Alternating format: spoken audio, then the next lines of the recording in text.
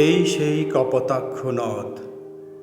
এ নামটি উচ্চারিত হলেই যে মহাকবির কথা আমাদের মনের মাঝে বেজে ওঠে, যিনি বাংলা সাহিত্যের আকাশে এক উজ্জ্বল জ্যোতিষ্কসম অগ্রদূতের ভূমিকায় অবতীর্ণ হয়েছিলেন, যিনি বাংলা সাহিত্যের প্রথম মৌলিক নাটক রচনা করেছিলেন, যিনি বাংলা ভাষায় অমিত্রাক্ষর ছন্দের কাব্য ও সনেট কবিতার প্রবর্তন করেছিলেন এবং বাংলা ভাষায় প্রথম মহাকাব্য রচনা করেছিলেন, তিনি আর কেউ নন, তিনি মহাকবি মাইকেল মধুসূদন দত্ত। মাইকেল মধুসূদন দত্ত 1824 সালের 25শে জানুয়ারি তৎকালীন ব্রিটিশ ভারতের যশোর জেলার সাগরদাড়ি গ্রামে কপোতাক্ষ নদ তীরবর্তী এক জমিদার পরিবারে জন্মগ্রহণ করেন। তার পিতা রাজনারায়ণ দত্ত ছিলেন কলকাতার একজন প্রতিষ্ঠিত উকিল, মাতা গৃহিণী জাহ্নবী দেবী।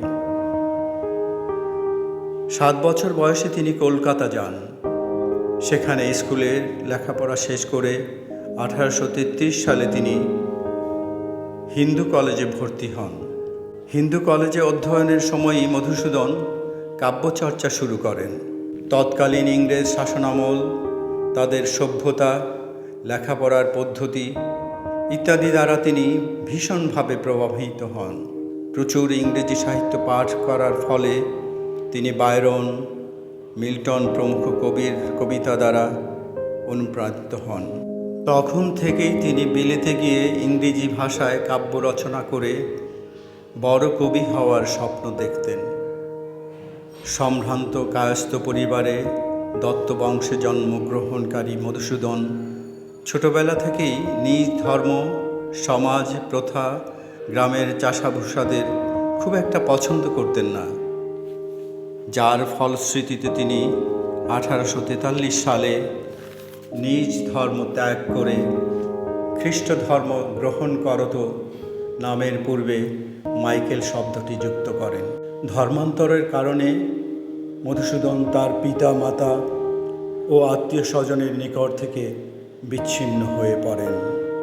কবি মধুসূদন 1848 সালে মাদ্রাজে অবস্থানকালে ভাবেন ইন্ডিয়ান কোনো লেখকের বই বিলিতিরা হয়তো পড়বে না, তাই টিমোথি পেন পোয়েম ছদ্মনামে তার প্রথম কাব্যগ্রন্থ দ্য ক্যাপটিভ লেডি ও দ্বিতীয় গ্রন্থ ভিশনস অফ দ্য পাস্ট প্রকাশ করেন। মাদ্রাজে থাকাকালেই তার 2টি বিয়ে সংগঠিত হয়।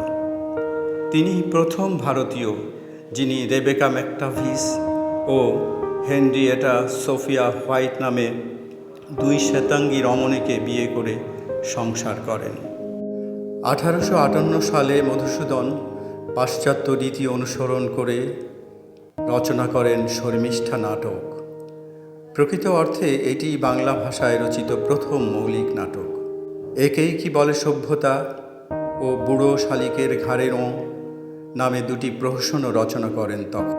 মধুসূদন 1860 সালে ইংরেজি কাব্যের অনুকরণে অমিত্রাক্ষর ছন্দ ব্যবহার করে রচনা করেন পদ্মাবতী নাটক। এরপর তিলোত্তমা সম্ভব কাব্য।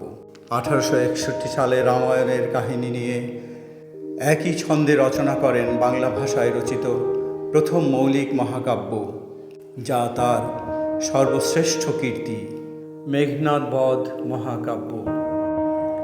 মধুকবি 1863 সালে ইতালীয় কবি পেত্রার্কের অনুকরণে বাংলায় প্রথম সনেট লিখেন। বাংলা সাহিত্যের ইতিহাসে তিনি মধুকবি নামে অমর হয়ে আছেন।